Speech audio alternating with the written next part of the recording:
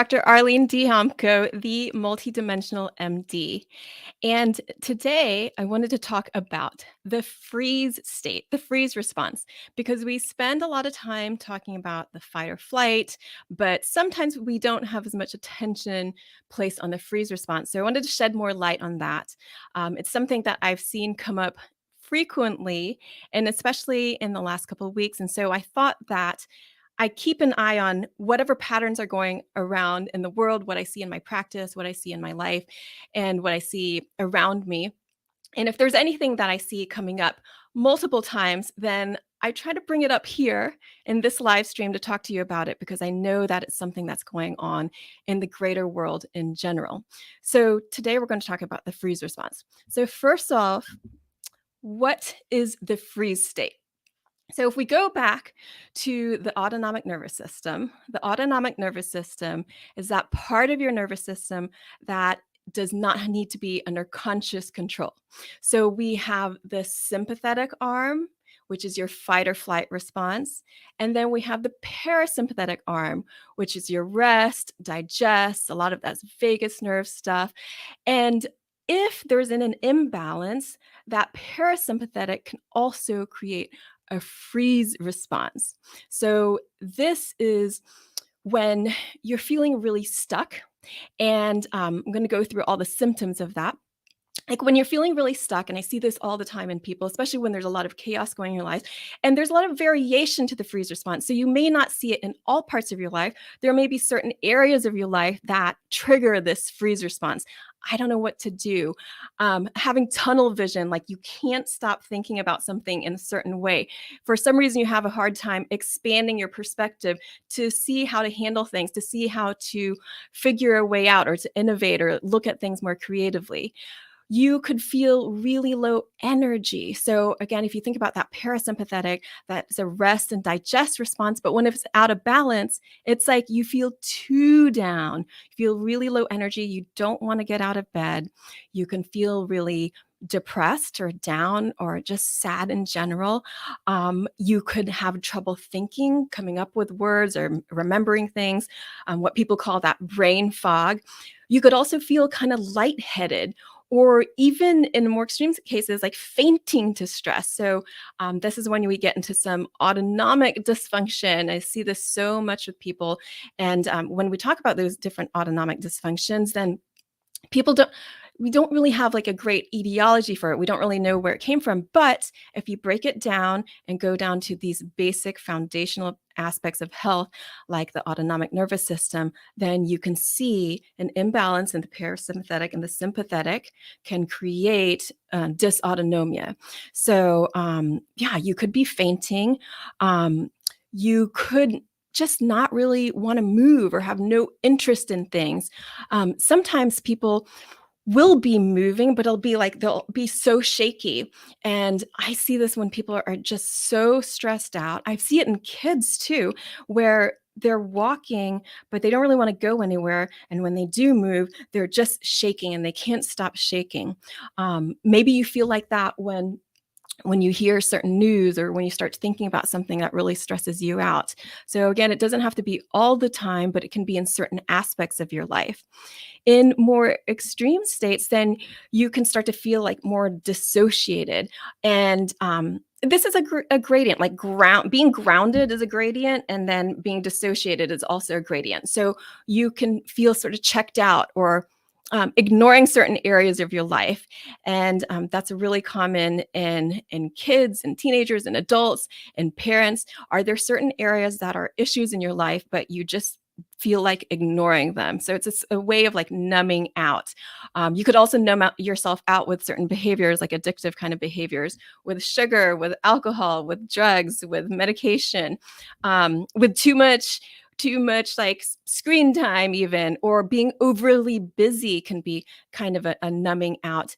But in the freeze state, it tends to be not so active in terms of that busyness. That would be like more in that fight or flight state, but the freeze state, the numbing out would be much less energy or things that would keep you from doing things. So you just have to sit there and don't have to move, don't have to go anywhere. And then getting into like more extreme states, it can feel like a catatonic state. So you're just staring out in space. You're not wanting to respond to the world. You don't want to talk about anything, refusing to eat or drink as much as you need to. And when it gets to that state, of course, for any of these things, you do want to make sure that it's not a sign of any serious physical or serious mental illness. Although, if it gets to a catatonic state, that is serious mental illness. And so you do need professional help because it's really hard to mobilize when you're in that serious of a freeze state. So, if we go on to how to address the freeze state. So again, freeze state is a frozen state. And so you need to get some momentum. So we're going to go through the different ways to get momentum from the body and the mind and the spirit. So how to get momentum in your body? Well, you can literally just start moving your body. So if you have access, if you're not in a complete catatonic state, then you can just take a step and move your body. You could go for a walk, like go out in nature, just do some organic dancing, like move your body however it wants, because your body wants to unwind somehow. It's a matter of letting it. You could start to move your breath. So usually when you're in a freeze state, that breath is also stuck somehow. So it may be that you're holding it up high. That tends to be what I see. It's like if someone had a big shock or stress and they went, and they never really exhaled it out completely. So it was never completely processed, and the breathing kind of stays a bit higher, less of that abdominal breathing. So you can just use your consciousness to like add some movement to your breath and just get the inhale and a nice long exhale to get that parasympathetic like moving more. Um, and you can do small things differently. So remember, when you're frozen, when you're stuck, it's like you can't do big things. So you have to take small steps to do things differently. So that could just be brushing your teeth with your other hand, or writing, just write out your name in your non-dominant hand. And what that helps do is to get the signals crossing in the brain. So you get more integration there, and you're doing something slightly differently. So, anytime you do that, it just sort of like exercises those circuits and those connections in the brain. You can do the TRE classes, or the tension and trauma release classes. And that's what I teach here in my practice. And it helps to just access this relaxation and get some momentum in the body. We access this shaking response in the body that gets things moving. And remember, I said that if you're in a free state, sometimes you can feel shaky even though you're frozen. And part of that, if you start to have some understanding of the stress response and the stress release response, if you do feel shaky, if you could just allow yourself to let some of that shake out without trying to stop it, then your body can actually help you heal yourself, to help rebalance, because that shaking is your body's way of trying to rebalance your autonomic nervous system. It's amazing. It's such an amazing response, and you can have access to it, whether it's spontaneous, which should be, it's a reflexive response, or if you need to join a class like the tension trauma release class to help access that. You can also just get any kind of like vibration in your body. So, we talked last week, we talked about sound healing with my friend, Dr. Sean Marie Higgins, and just getting that vibration. So getting the sound of the tuning forks or the sound bowls or some soothing music. It's your choice, because music is very personal, and letting your body just be immersed in that vibration can help to give it some momentum. So you both hear the vibration and you can feel the vibration. So you also can start to get momentum in the mind. So remember that tunnel vision and feeling stuck and not knowing how to make transition in life. Whether you're going through a move, you're going through a divorce, you have a change in jobs. Sometimes life makes you have momentum, whether you want to have it or not. But if you could align your mind to choose to get on board with that, then you get to more into the flow of your life, and things start to unfold more easily that way. So if you bring your awareness, using this is combining like the mind and the body, you can bring your awareness to your five senses. So what do I see? Just notice the colors, notice the shapes of the things around you. What do I hear? The birds outside or the cars or wherever you are. What do I smell? So all these things like smell goes straight into the brain, can help to like wake up the brain, or you could get some essential oils that help to kind of like wake you up, that you like, maybe peppermint that's a bit more energizing. What do you taste and what do you feel?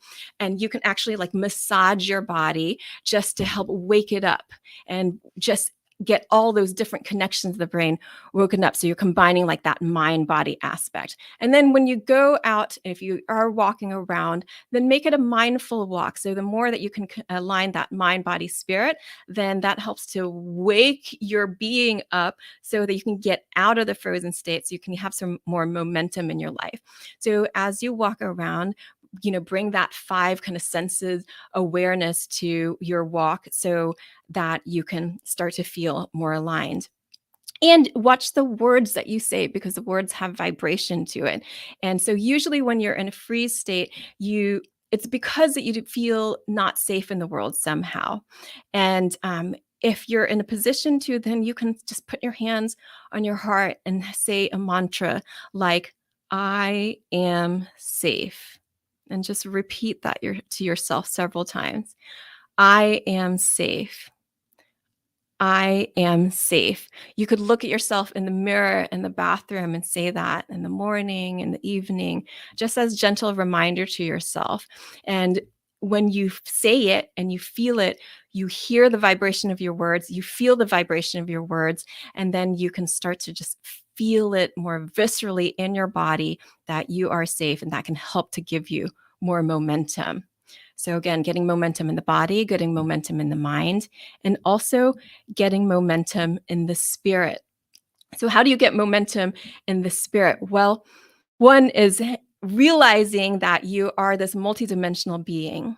And so there's this different aspects of yourself, and there's a reason why you might have a freeze response, and it might have developed most likely in childhood somehow, when you felt unsafe, and so you might have, because you're not able to like fight or run, you just felt helpless and like frozen, and that's how you kept yourself safe. And so if you kind of scan your life and yourself at different ages, then you could actually, if you feel safe to do this or do this with a professional help, you could have conversations with your little self. So talking to your little self at any age, and letting your little self like express fully how she or he felt at that moment anytime you felt unsafe. And it doesn't have to be um, all good or all bad. It's just like anything that your little self has to say to you. And then to your present self, just hear it out.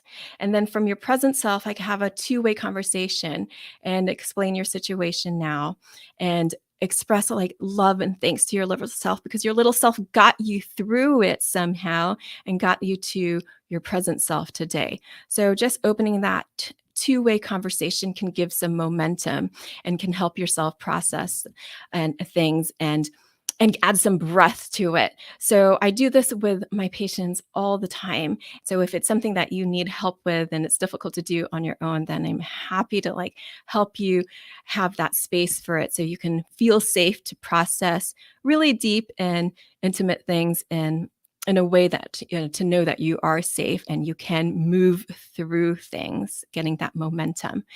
And as always, you can ask for higher help.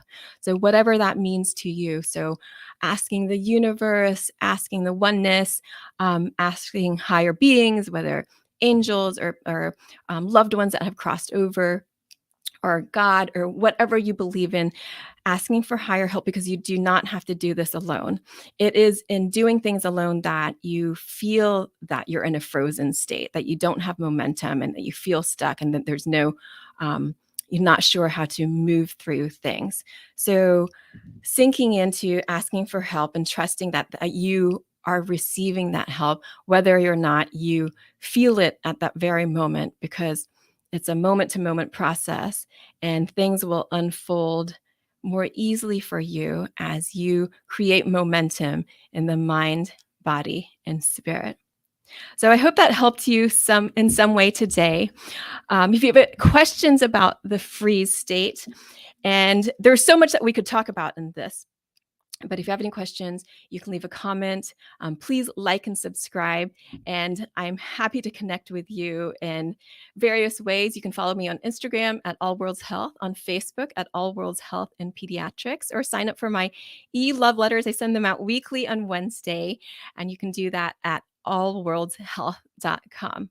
So thank you so much for being here with me today. Lots of love to all of you. And I'm here for you. Whatever you need, if you want to just drop me a line, I'm happy to connect with you. Have a beautiful rest of your week, and I will see you next week, Wednesday, 11 a.m. ET.